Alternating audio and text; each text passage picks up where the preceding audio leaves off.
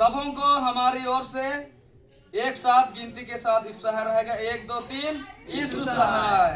सबसे पहले महान पिता परमेश्वर का धन्यवाद हो कि हम उनकी दया और अनुग्रह के द्वारा आज का यह नया दिन को देखने पाते हैं और तब हम विश्राम भर पवित्र भवन में उपस्थित होकर उनकी धन्यवाद करने पाते हैं। और तब इस समय हम लोग इतने प्रिय भाई लोग चर्च जाने के बाद वहां से लौटकर हम लोग पुनः पीटीएस परिवार में भवन में उपस्थित होकर परमेश्वर की महिमा के गीतों को आप सबों को सुनाना चाहते हैं।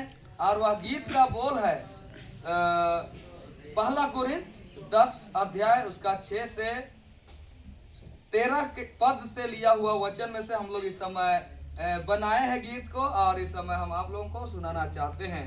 तो गीत का बोल है, कोरस कहता है, परमेश्वर सच्चा है और वह तुम्हें पाप से सामर्थ सहित बाहर निकालेगा। पहला पद, प्रार्थना करने से पाप से बाहर निकालेगा।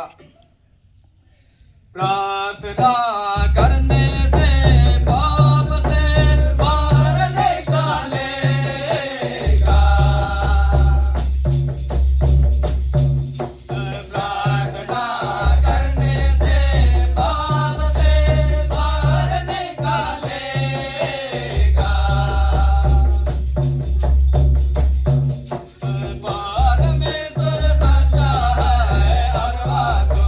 Bye.